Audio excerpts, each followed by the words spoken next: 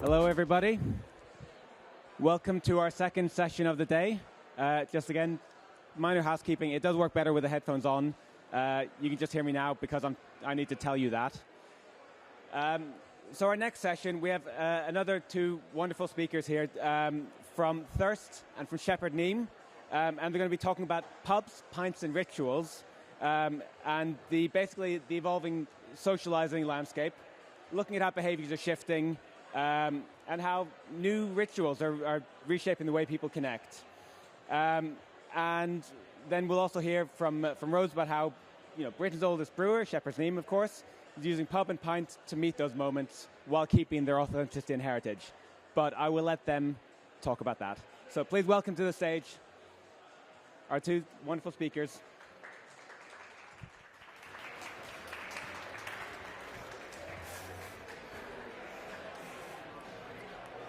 Hello, can everybody hear me? I can hear myself, so that's a good start. I'm Tessa, really good to meet you all. I am a senior strategist at Thirst. We are a branding agency, creative agency, specialising in drinks. And I'm joined today by one of our clients, Rose Davis. She is at Shepherd Neame, which are Britain's oldest brewer, pretty impressive. Welcome to our presentation, Creating Moments That Matter, Pubs, Pints and Rituals, all the good stuff. So we've been working together for a couple of years now across your portfolio of beers, and we're also looking at the master brand at the moment as well, just ensuring that feels really relevant for the future and for culture. But what is this word, culture? I think it's something that we all use a lot, but it's rarely defined. And how we like to define culture is the way that Marcus Collins defines it in his book, For the Culture. And that is that culture has three key pillars: artifacts, languages, and rituals. And it's this idea of rituals that's really, really interesting to us, and we think it should be interesting to you as well. So today I'm going to talk you through three things: why rituals matter, how they are changing, and also what your brand can do to tap into them.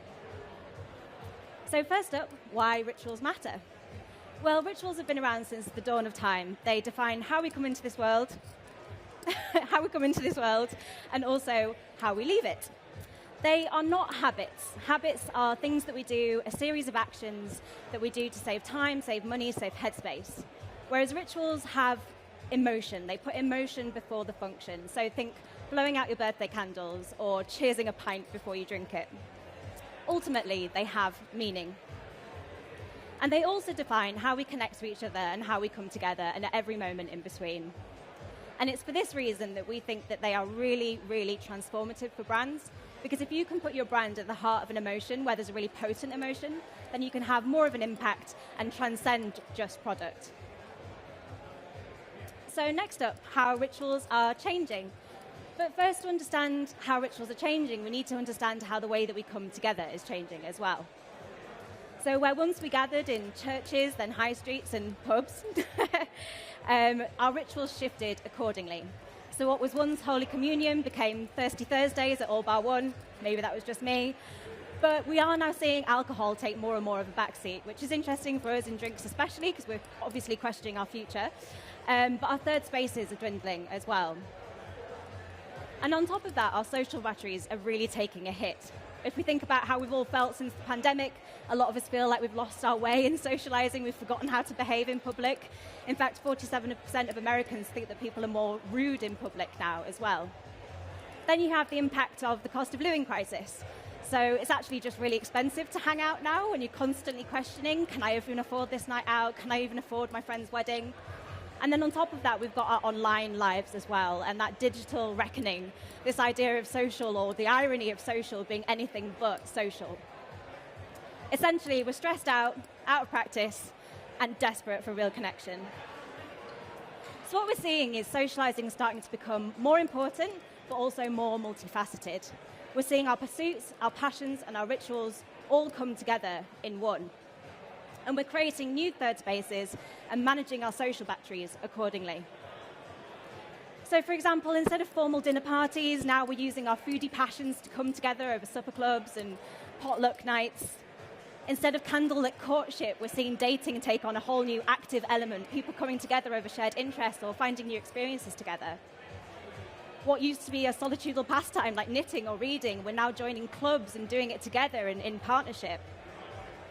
And from single-player silos to interactive third worlds, the way that gaming has changed as well is becoming much more about connection and ritual. And finally, from getting your personal best to joining run clubs, they're really taking off right now. I haven't joined one myself, but I hear they're big. So ultimately, what we're seeing is social occasions becoming more meaningful because we're putting more importance on them, we're putting more onus on them. They're becoming more of a mood because we're coming together over a shared interest or a passion, and ultimately, they're becoming more of a ritual. Welcome to the era of richer rituals. So this is something that we've coined at our agency. We think that, like I say, rituals are really interesting, particularly for drinks brands, but lots of other brands as well. And so what we've defined is a spectrum of moments that brands can tap into. And this is about more than just identifying a single occasion, but getting really specific about the moment it is that you're trying to capture. Because as I've said before, the more that you can tap into that emotion and potentially create a new ritual for people to engage in, the more you can transcend product and hold more meaning in people's lives. So there are 9 here. I'll just quickly go through a few of them to give you an idea as to what we call a moment. So the first one is the balance. So think, hot girl walks, getting together for that real reinvigoration, renewal moment. Then you have the great unwind, which is when that's, that collective exhale when we all come together after work, or even after a hike, as it were.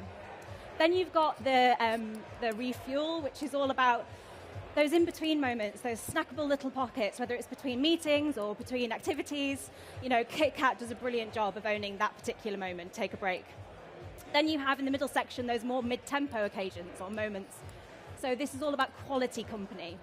Ease up, think those more like prolonged moments, relaxing in the park all day, having a picnic, maybe you're up on a rooftop having a drink. Next, you have the nurture, which is more about coming together with those that really mean a lot to you. You're connecting more deeply. Maybe you're sharing a board game or going to a gig night or something like that. Get bougie, kind of speaks for itself. Brunch, a glass of Prosecco at brunch.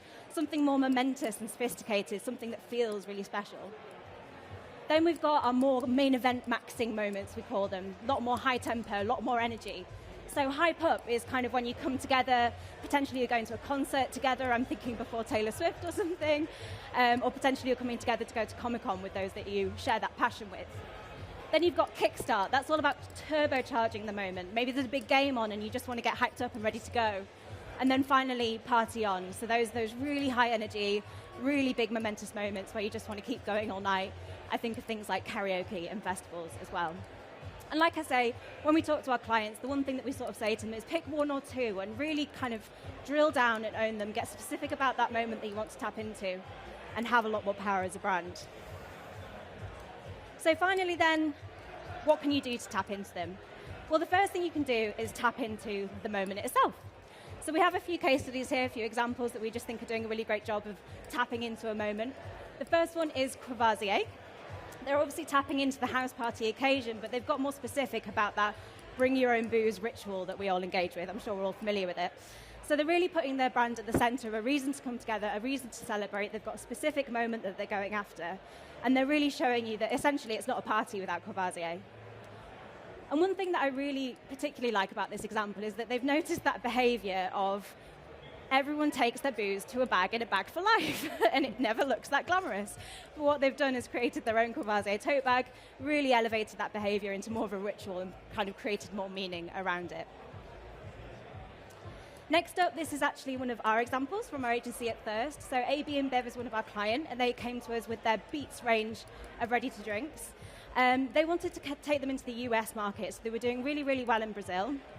And we kind of found the insight that Gen Z, a lot of the time, their favourite bit of the evening is actually the pre-game itself. But we wanted to get even deeper in on that and understand exactly what point it is that we wanted to tap into. So we decided to kind of play with this idea of that switch, that mood transformation in the evening when you're like, okay, things are getting going and we're ready to go out, and that's where we wanted to tap into. So we came up with the campaign, Press Play, and it was all about that anticipation and that build, and then Beats being that ritual for you to kind of get you going for the night out ahead. And then finally, what bigger cultural moment to tap into than the Super Bowl? So this example here is from Frito-Lay, who recognised that ritual of a bowl of crisps and a drink while you're watching the big game. and they created an activation, the Chips and Slips snack yard outside the stadium, and they were activating all 4 of their chips brands. There was Doritos, Fritos, Tostitos, Lay's, and you could even get a tattoo with a Dorito on it. I wonder how many people actually did that. But again, just really tapping into that moment and taking their own spin on it. Next up, you can tap into the mood. So this is thinking about a specific feeling that might accompany a particular moment as well. So Malibu, for example, their new campaign, Clock Off, clearly tapping into that Friday feeling that we're all more than familiar with. And they're positioning their brand as a way to shortcut to that mood. They are your reason to clock off. And one activation that I particularly liked was where they asked everyone to zip up their bags, in the waterproof bag, I assume, chuck it into a fountain at 1 minute past 5, and that was your ritual to end the workday and truly clock off. Next up was a similar example from our team at Thirst. So we worked for Brooklyn Summer Ale, and recognizing that summer in a city was more of a state of mind. You know, you can't often just escape to a beach or a poolside. So we really wanted to kind of capture that idea of switching on summer and putting our Brooklyn Summer Ale at the center of that ritual, that when you crack open a can of Brooklyn Summer Ale, summer has arrived. And finally, I think a mood that we're probably all familiar with is the Betwixtmas slob, I'm calling it. So when you've forgotten what day it is and you're really just chilling. And I think Just Eat brilliantly tapped into this mood with their line of athleisure, I guess you would call it, their chill wear tracksuits that were there to kind of support the release of Squid Game 2 as well. So really tapping into that chill mode in the Betwixtmas period. And then finally, because I love a bit of alliteration, tap into the mechanic. So we've had moment, mood, now mechanic. And by mechanic, I just mean an existing behavior that potentially you can leverage and elevate to ritual status with your brand. So the first example I've got here is from Nice Wine. And I'm sure we've all had a pizza and a glass of wine before, but what they've done with their beautiful millennial pink packaging and their collaboration with Home Slice is create a real ritual around this idea of pizza and wine. And I think it's a really perfect way to hammer home their positioning of a wine that pairs well with whatever. And then finally, a brand that I'm really loving at the moment is Kahlua, and what they're doing actually is subverting an existing behavior. So where a lot of people might go grab their Friday night glass of wine, they're saying, don't, have a Kahlua instead, we're your new ritual. And even more boldly, they're challenging what an appropriate drink on St. Patrick's Day looks like. No longer a Guinness, but a nice glass of Kahlua instead. So ultimately, they're putting their brand at the center of an established ritual. They're really subverting it and having fun with it, and ultimately creating more meaning in the minds of their consumers. So there we have it. That's why rituals matter, because they are one of the 3 pillars of culture. They define how we come together, they define how we come in and out of this world. Secondly, the way that they're changing is because socializing is changing. It's becoming more important and more precious and more multifaceted. And finally, your brand can tap into rituals or create their own rituals by thinking about the moment, the mood, and the mechanic in order to be more transformative as a brand. So we will do some questions at the end. Yes, we will. But I'm going to hand over to Rose for now, because who better to talk about rituals than a brand that's been at the centre of communities for over 300 years. Absolutely. The clicker is yours. Thank you so much. I am going to stay seated. Ooh, changing it up. So as mentioned, I'm Rose. I am head of brands at Britain's oldest brewer, Shepherd Neame. I don't know how many of you have heard of Shepherd Neame before? Okay, quite a few people. Well, I'm going to give you a little history lesson anyway, for those people who aren't aware of who we are. So we are Britain's oldest brewer. We are based down in Faversham in Kent. It's kind of the other end of the St Pancras line, if you will. We are near the cathedral city of Canterbury and the beautiful seaside town of Whitstable. Now, there's a lot of data on this slide. I was going to say a lot of data, and there was not. Here is a lot of data for you. Don't need to take it all in. What you do need to know, though, is that we have a range of award-winning beers, which includes Spitfire Amber Ale, which has a royal warrant from the King that we actually put up in our reception yesterday. It was very exciting to unbox it, I must say. And we also have Bishop's Finger and the Whitstable Bay Pale Ale, all of which are fantastic beers, of course I would say that. We are an independent brewer, and we are run by the 5th generation of the Neame family. So truly independent, truly family-owned, and we've been brewing continuously on the same site since at least 1573, though our official founding date is 1698, which I always think is much catchier, I must say. As you can see from these pictures behind me, conveniently there, you can see that the brewery buildings actually over time haven't changed that much at all. You can see there's some pictures there that show our brewery street, our main brew house entrance, and the back of our brewery from the early 1900s, and the exact same buildings taken just last year. So it really shows that we are truly in Faversham, in the centre of our community. What we also have are our pubs. Now, these are two pubs that we've had in our portfolio since the 1700s. Once again, you can see those buildings have not changed much at all. You've got the Anchor in Faversham and the Bear in Faversham as well. They have really stayed at the heart of their community. So while the buildings haven't changed much, they've remained relevant over 300 years.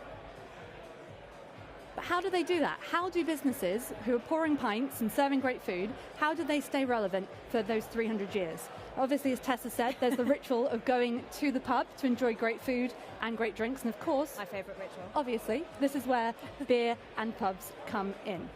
So we have 280 pubs throughout Kent, London and the South East, the majority of which are grade-listed buildings. And you can see there are some beautiful examples there behind me. We've actually got the parrots over there. There's quite a lot of brown on this screen, unfortunately, but it is lovely Tudor beams. That building's actually from the 1600s, which is pretty incredible. It's one of the oldest buildings in Canterbury. But how do these pubs stay relevant? While the buildings have remained untouched, they've adapted and evolved to meet the demands, meet the consumers kind of where they are. So the key, I think, is really what's at the core of a great pub.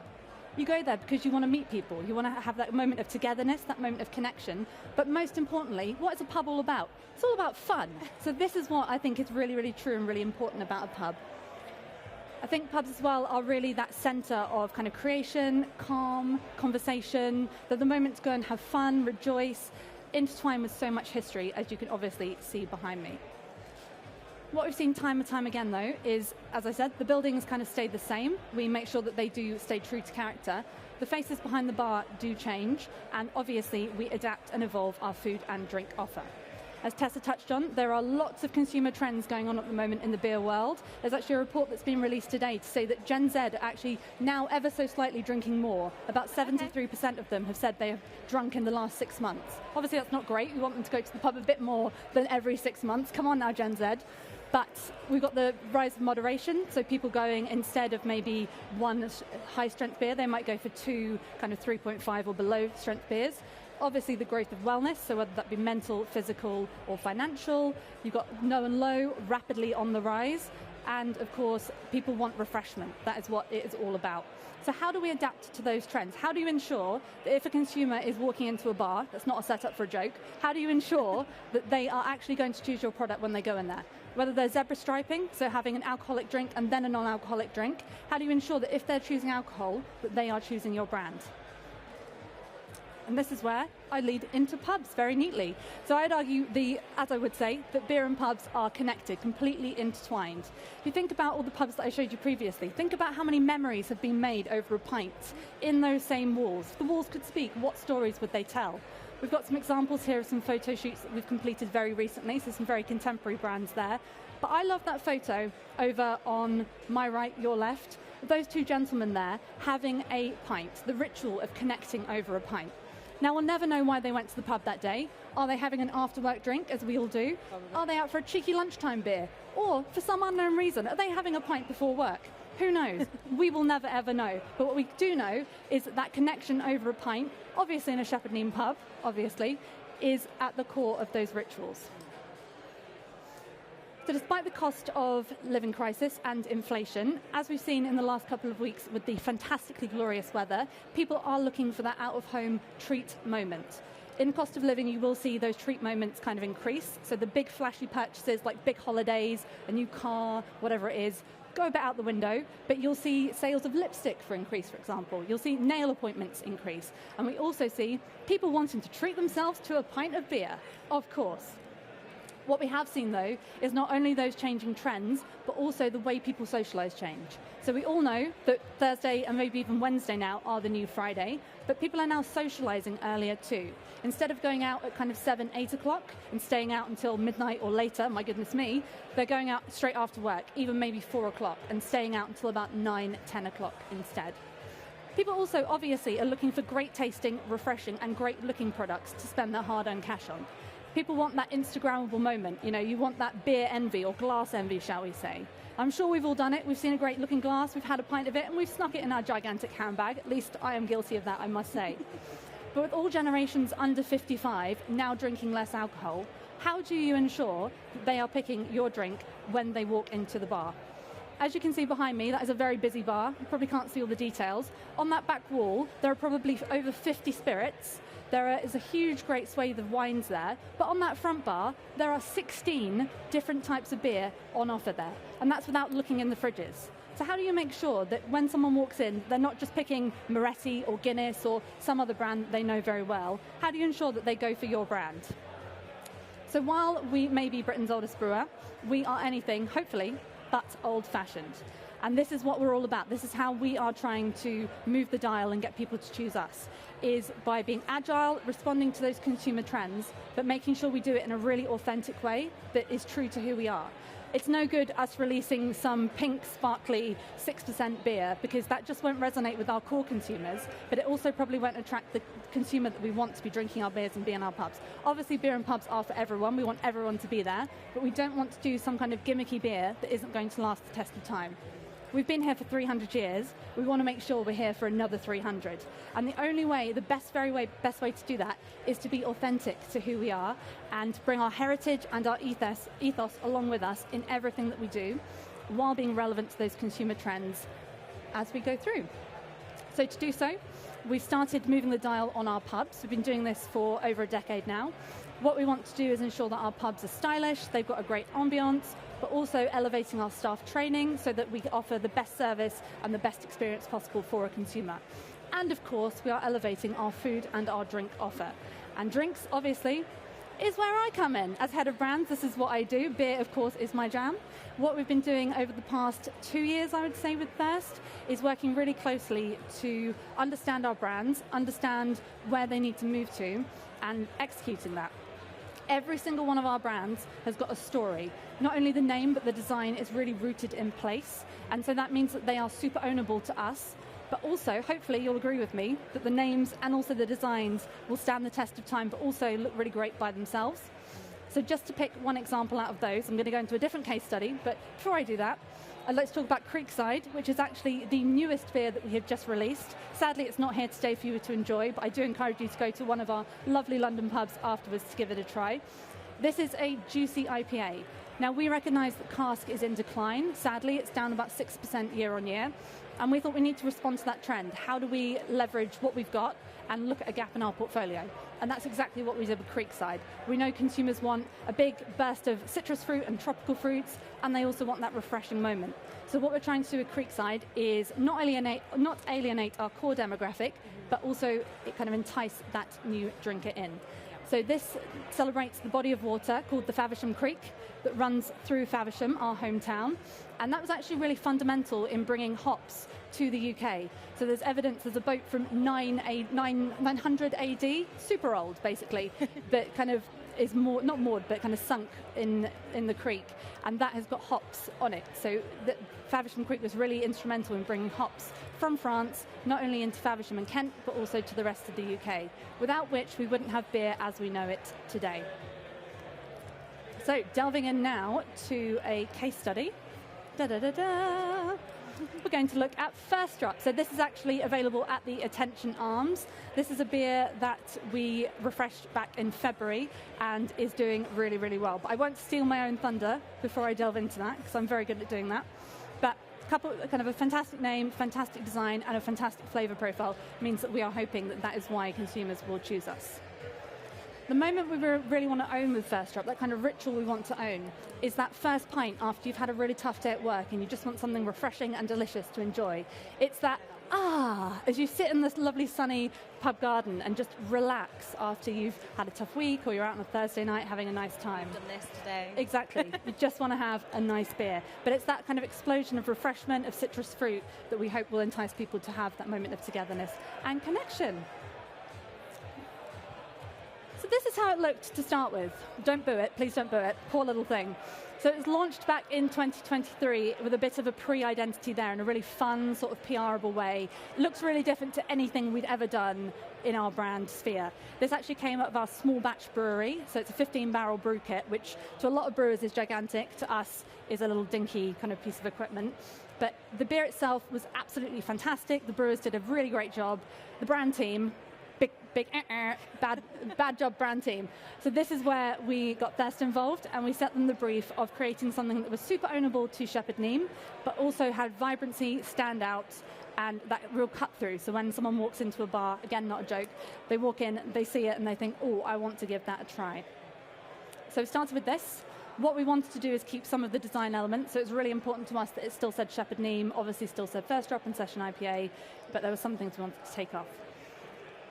So Thirst actually came down to the brewery and got really under the skin of what we are all about. They learned all about job. So much history. Poor Tessa, so much history was given to her. Learn. But also had like a big walk around the brewery, got to look at all of our equipment. And what you will see if you ever do come down to Faversham, which I encourage you to do, come and have a tour, is you will see there are so many pipes that transport water all around our brewery. Now, the story we wanted to tell with First Drop is that first drop out of the aquifer, the natural pool of water that's underneath our brewery, that we've used for 300 years, that's still working today for us, and that we draw from to make all of our beer. So it's trying to tell that story through the brewing process. While we love the vibrancy and the colours of option number 1 over there, we didn't think it really brought that story to life. If you look at it at a glance, it's just a bunch of pipes. I also was not sure about the beer and the drop being yellow. I was like, maybe we should change that to more of an orangey brown. We did love the lock-up, though. We loved that Shepherd Neame kind of crowning that moment and that SN almost stamp of approval there. On the right, no, yeah, you're right. Is that right? Yep, behind me is option number 2, the route we did not go with. This was a bit more out there, shall we say, a bit more magical and mystical, telling that first drop story as more of a, I always think of it as like a summer solstice. Precious drop, yeah. Precious drop, exactly.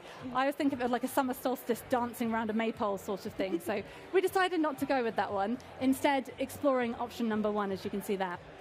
This is where it starts to get really interesting. Thirst didn't just come back with one iteration. Many. They came back with 3, and we were kind of blown away by this. So I won't reveal well, you've seen the design, so you know which one we went with.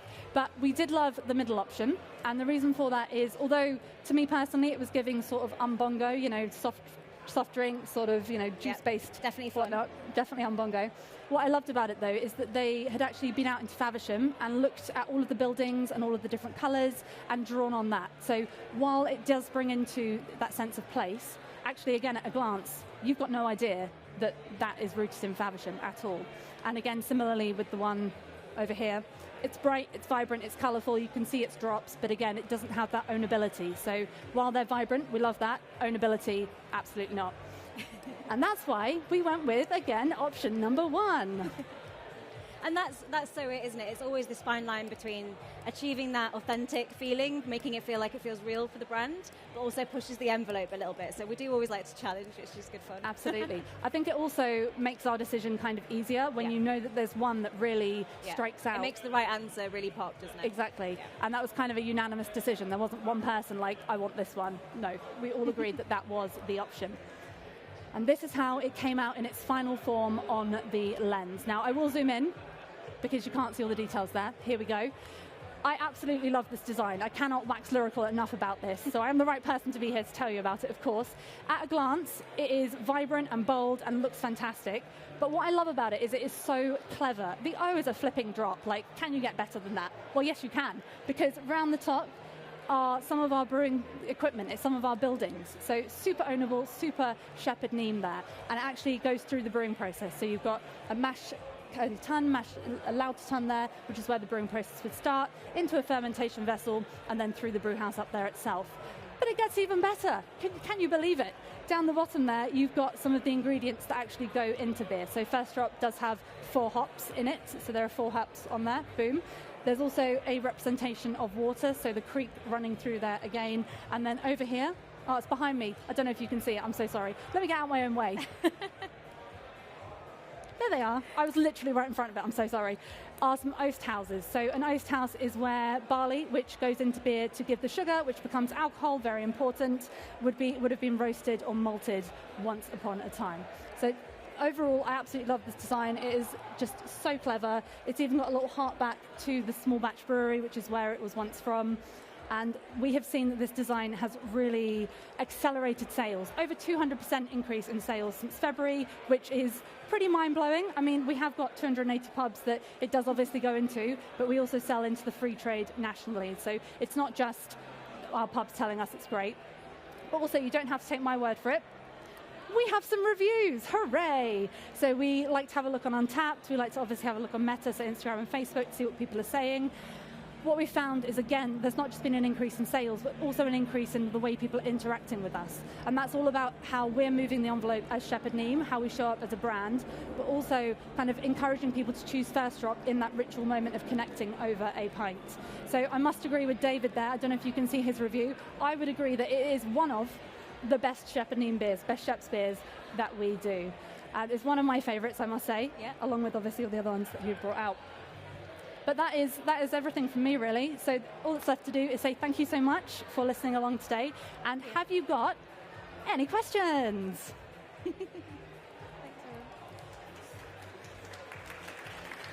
Thanks. We did it. So, very well done. Yeah, if there's any questions, I did forget to say at the beginning that you could do it in the app. That is my bad. But take any questions here. But otherwise, they'll be around. I, for one, can say a +1 for Faversham. I haven't been to the brewery because it's always fully booked. Oh, no, Eric, we'll have to get you... Yes. Come and speak to me. I'm the right person, you know. Let's get you in there. I will. But it's a lovely little town, and so is everything around it. So thanks again for the wonderful talk. And the speakers will be around, I'm sure, if there are any other questions. So big hand again to...